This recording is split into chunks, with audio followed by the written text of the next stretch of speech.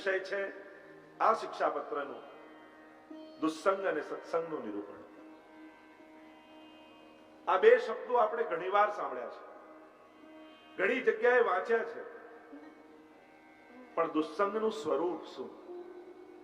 દુસ્સંગ કહેવાય કોને? દુસ્સંગ આવે તો શું થાય? કેવું નુકસાન કરે? અને સત્સંગ શું છે? કોનો સંગ સત્સંગ કહેવાય? આની એક સમજણ શ્રી હરિરાય મહાપ્રભુજીએ તૃતીય શિક્ષાપત્રમાં આપી છે. 16 શ્લોકમાં ભગવત ભાવમાં બાધક શું અને ભગવત ભાવમાં સાધક શું છે એની ચર્ચા કરી છે. પ્રથમ શ્લોકનું ગાન કરતા શ્રી હરિરાય વ્યાખ્યા કરે છે. સુંદર વાત કરી. નિધિ પ્રાપ્ત સુસંરક્ષ્યો દુસ્સંગાદિક્ત સદા. વૈષ્ણવની સાચી નિધિ શું છે? વૈષ્ણવનું સાચું ધન શું છે? તો કહું, ભગવત ભાવ જે હૃદયમાં પ્રગટ્યો છે ને વૈષ્ણવના, એ જ એની સાચી નિધિ છે. નિધિ એટલે ભંડાર, ધનનો, એને નિધિ કહીએ આપણે. વૈષ્ણવની સાચી નિધિ એના હૃદયમાં રહેલો ભાવ છે. કારણ કે જે ક્ષણે ભાવ ગયો એ દિવસે ભગવાન પણ સામે આવીને ઉભા રહેશે ને તો તમે આનંદ નહીં કરી શકો. ભગવાન શિશુપાલને મળ્યા છે, રાવણને મળ્યા છે, કંસને મળ્યા છે, આ બધાને ભગવાન મળેલા, ભાવ હૃદયમાં નહોતો તો આ એકેને આનંદ ન આવ્યો.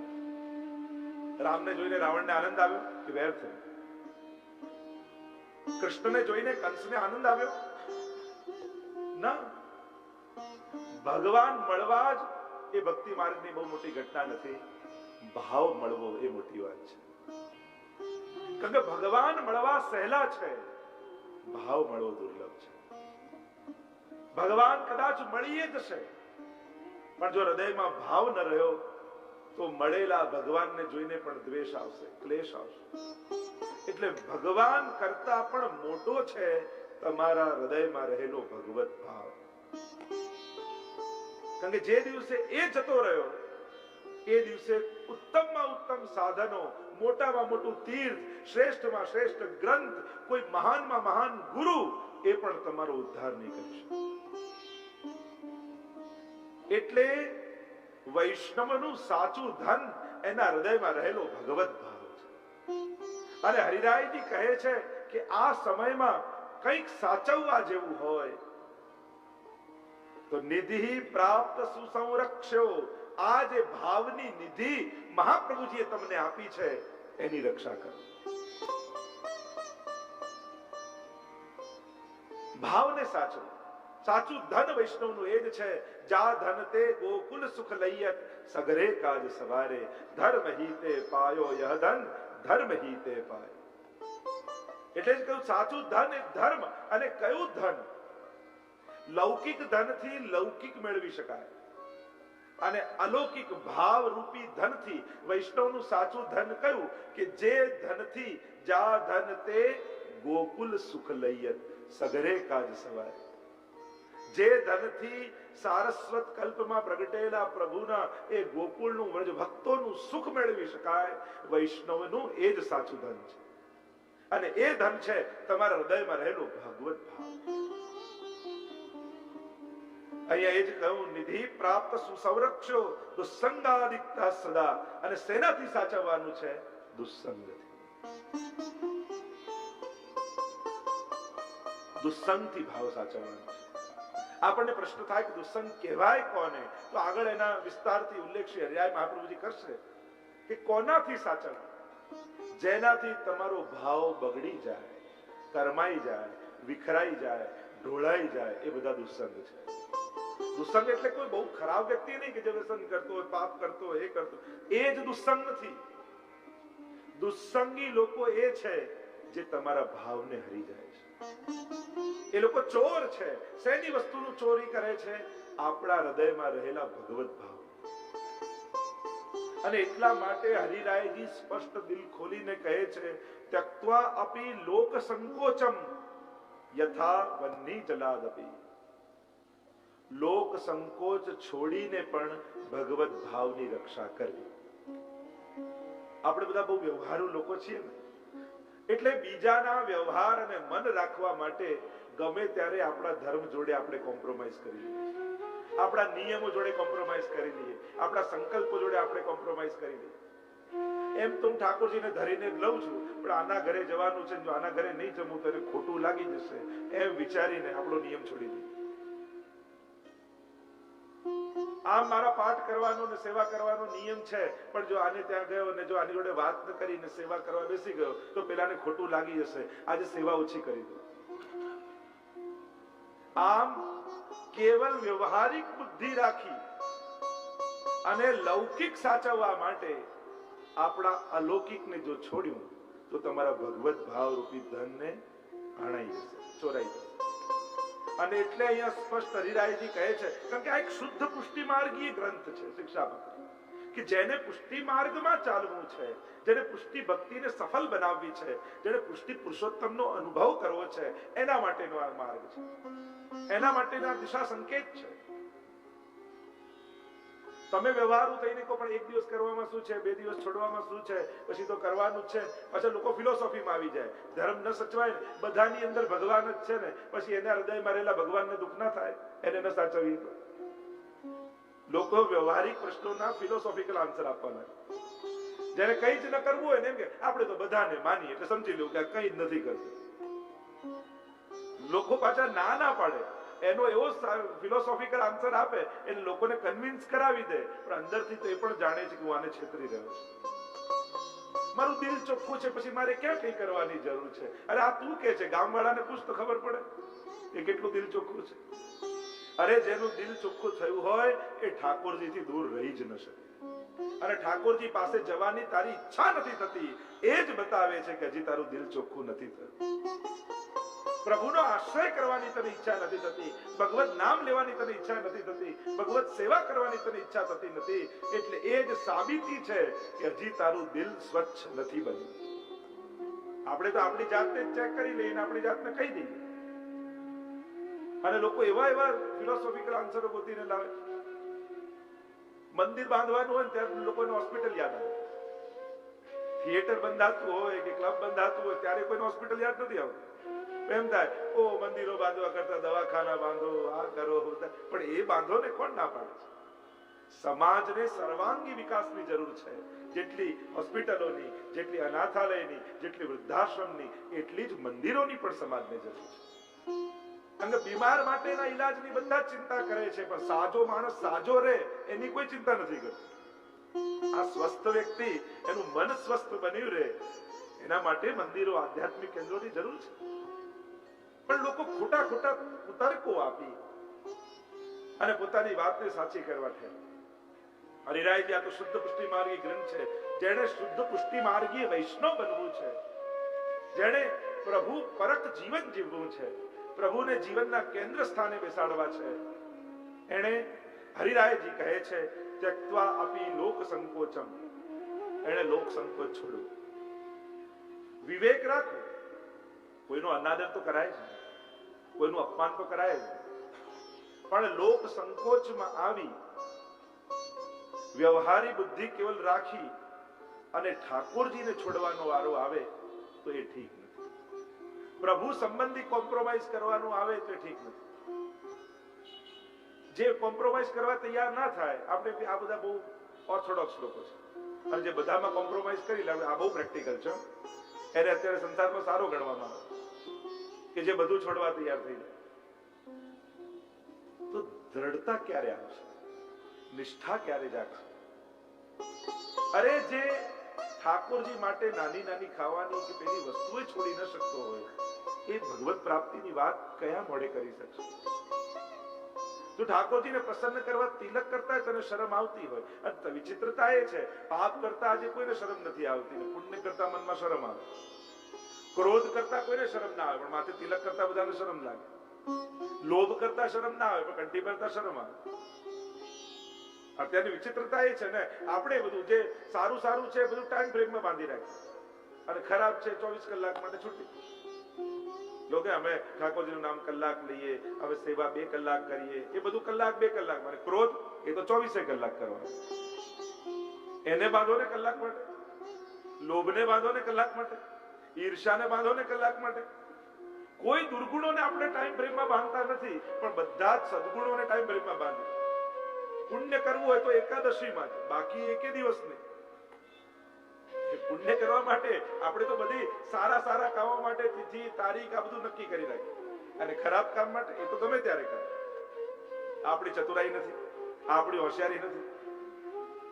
પાપ માટે 24 કલાક છૂટ ને પુણ્ય ને ના. તો હવે તો હું સેવામાંથી બહાર નીકળી ગયો, હવે માળા નહીં કરવાની, હવે પાઠ નહીં કરવાનું.